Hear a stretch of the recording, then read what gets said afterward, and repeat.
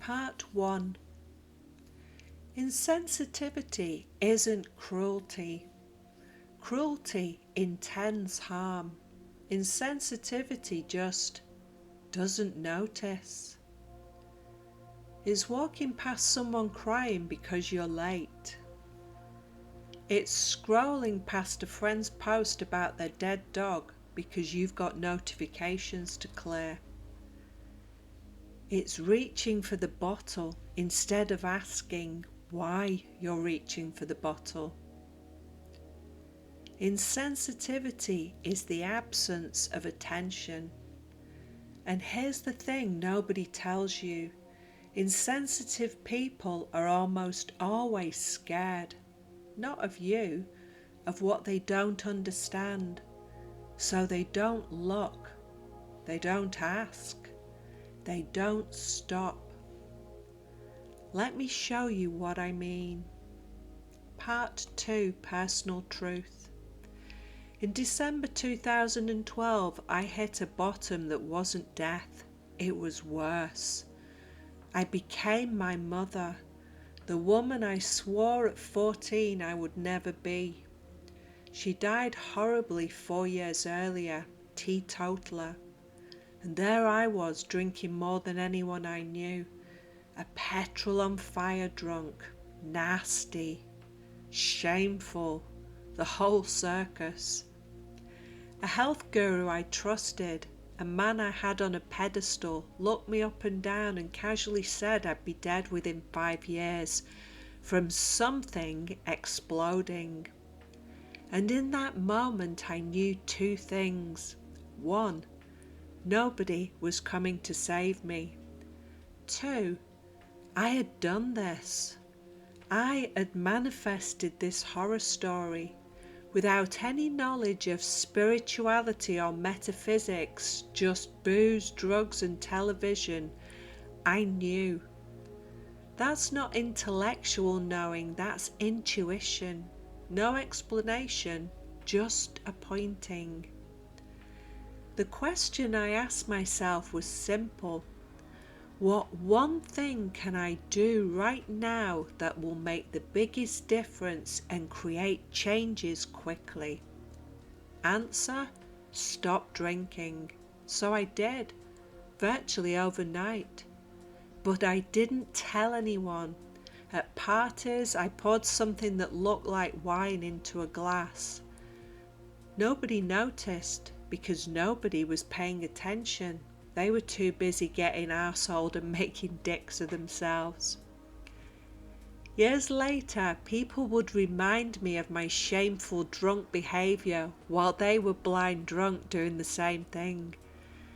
And I started noticing something else. The best anti-booze advert I've ever seen. Booze hags. Men and women over 40 start looking like bad pantomime dames. I'm not anti-alcohol. I enjoy a drink on the right occasion. But of all the drugs to legalise, alcohol would have been last on my list. And that's the point. Governments want stupid populations, dumbed down, lacking in sensitivity. Easy to control. I stopped drinking without a program, without a sponsor, without announcing it. I just stopped. And what came back wasn't sobriety, it was presence. The ability to sit in a room and actually see people. Not perform, not numb, just be there. You don't necessarily need to stop drinking to be present, but you need to stop whatever you reach for to numb the pain of life. Part 3, Common Story. Here's what I see happening out there. Someone's saying something stupid. Someone else gets offended. Both walk away convinced they're right and the other is an insensitive arsehole. Meanwhile, nobody asks a single question. Why did they say that? What are they scared of? What happened to them this morning? Insensitivity breeds insensitivity. It's contagious. One person checks out, the other person checks out harder. Soon everyone's in their own bubble, scrolling, numbing, performing. And the people who are awake in the room, they look around and think they're going mad. You're not mad, you're just paying attention in a world that rewards not paying attention. Discernment is the ability to see what's actually there. Not what someone told you to see, not what you're afraid is there. What's actually there. And most people don't want that, because if they saw what was actually there, they'd have to change something. Part 4, Metaphor, the plastic bag. Let me tell you about my friend Chris. 27 years ago, I was in full rant mode. I don't even remember what about. Something righteous, I'm sure. Something important. I was on fire with my own correctness. Chris came over to visit, walked in the door with a plastic bag full of chocolate. He sat down, didn't say a word, started eating the chocolate. I kept ranting, he kept eating. I got louder, he got quieter, just chewing, one hand in the bag, watching me with the most neutral expression I've ever seen. An hour passed, maybe more. He finished the entire bag. Then he took the empty plastic bag, put it over his own head and started tying it under his chin. I stopped mid-sentence, mouth open, and then I laughed. I couldn't help it, the absurdity, the patience, the absolute refusal to argue with me. He didn't throw water in my face. He didn't confront me. He didn't tell me I was wrong. He just put a plastic bag over his own head. I've heard stories of coaches throwing water on clients to break the repetitive loop. That's amateur hour compared to Chris eating an entire bag of chocolate in silence and then pretending to suffocate himself. That's a pattern interrupt. Not aggression, not confrontation, absurdity, play. A mirror held up so gently you don't even realize you're looking at yourself until you're already laughing. Insensitivity is the noise. Discernment is the pause. And sometimes the pause comes in the form of a friend with a plastic bag and too much chocolate. Part 5. Reframe, Invitation and Pattern Interrupt.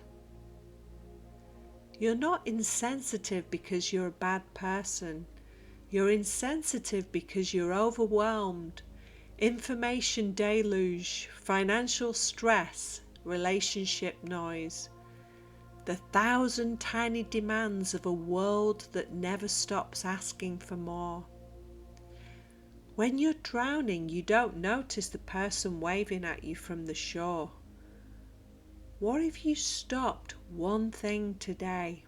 Just one. Not forever, just for a minute. The scroll, the drink, the argument you're rehearsing in your head, the complaint you're about to send. Stop. Breathe. Look around. What do you actually see? Not what you think you see. What's actually there? That's intuition. It doesn't explain, it guides.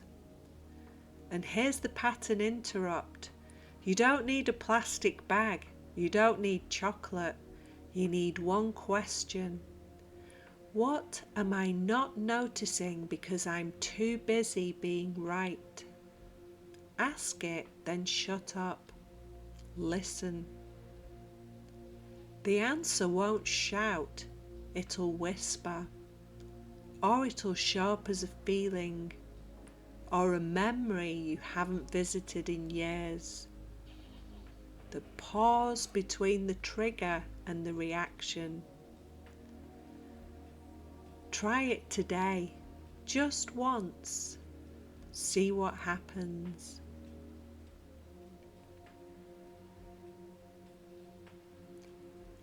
Part 6, Hypnotic Close.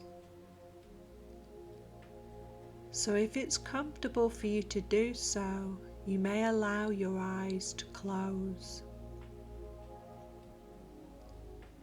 And take a breath, not a special breath, not a spiritual breath,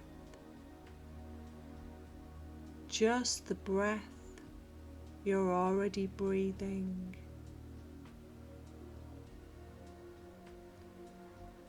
Now bring to mind a recent moment when you reacted. Before you thought, before you chose, you just reacted. Don't judge, don't analyze, just notice.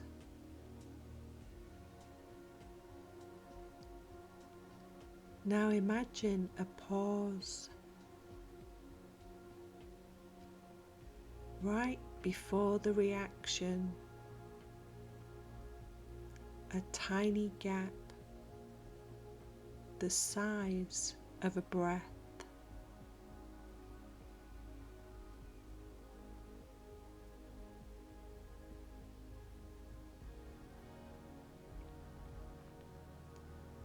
In that gap, nothing happens.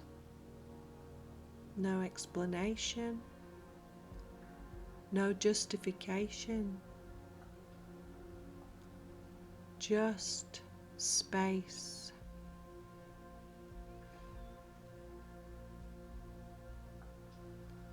That's intuition, the space, the pause.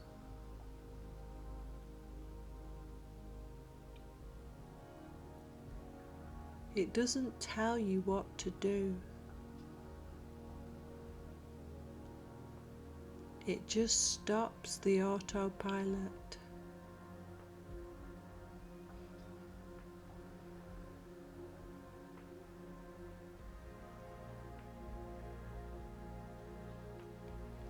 You can return to that gap anytime.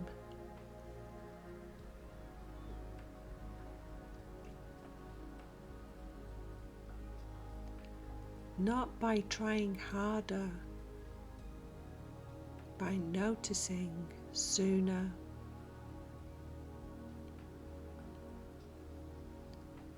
And when you're ready, you can open your eyes and bring that pause with you.